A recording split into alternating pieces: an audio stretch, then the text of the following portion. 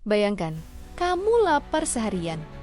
Dan pas buka puasa, yang tersaji bukan kolak pisang, tapi sup kelelawar atau telur hitam yang baunya menyengat. Aneh kan? Tapi ini nyata loh. Di beberapa tempat, menu berbuka puasa bisa sangat ekstrim. Di Papua misalnya, ulat sagu jadi sumber protein andalan. Katanya sih, rasanya gurih seperti mentega, langsung lumer di mulut. Berani coba? Kita terbang sedikit ke Kamboja, ada fried tarantula, laba-laba raksasa yang digoreng crispy dengan bumbu bawang putih. Katanya mirip kepiting, tapi kakinya masih utuh. Lalu ada sup paniki dari Minahasa, sup kelelawar dengan kuah santan kental yang kaya rempah. Dari semua ini, mana yang paling bikin kamu penasaran? Atau malah mual? Tulis di komentar ya. Jangan lupa like dan subscribe, biar nggak ketinggalan fakta unik lainnya.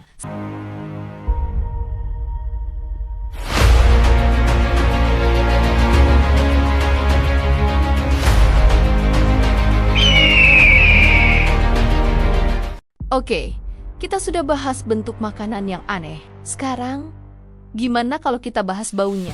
Di Asia Tenggara, ada satu buah yang bikin orang terbagi jadi dua kubu. Cinta mati atau benci setengah mati. Ya, durian, tapi tunggu. Itu belum seberapa. Pernah dengar hakal dari Islandia? Ini adalah daging hiu yang difermentasi atau jujur saja, dibusukkan selama berbulan-bulan. Baunya seperti cairan pembersih lantai dicampur amonia. Bayangkan kamu buka puasa, perut kosong, lalu mencium aroma yang saking tajamnya bisa bikin air mata menetes duluan sebelum makanan sampai ke mulut. Kenapa mereka makan ini? Karena ini adalah tradisi bertahan hidup dari zaman Viking yang dibawa sampai meja makan modern. Kalau kamu pecinta keju, mungkin kamu bakal berpikir ulang setelah dengar yang satu ini. Di Italia, tepatnya di Sardinia, ada casu marzu. Ini bukan sekadar keju, tapi keju yang sengaja dibiarkan dihinggapi lalat agar telurnya menetas menjadi larva atau belatung. Benar, belatung-belatung ini memecah lemak keju dan membuatnya jadi sangat lembut, bahkan hampir cair. Fakta uniknya, kamu harus menutup mata saat memakannya. Kenapa? Karena belatung di dalamnya bisa melompat setinggi 15 cm kalau merasa terganggu. Bayangkan sensasi letusan rasa di mulut saat berbuka dengan keju yang masih bergerak-gerak. Tapi jujur ya, buat kita yang di Indonesia, menu ekstrim itu kadang bukan soal ulat atau hiu busuk. Menu paling ekstrim adalah gorengan sisa kemarin yang dipanasin lagi sampai kerasnya sekeras batu bata, atau es teh manis yang isinya 90% es batu.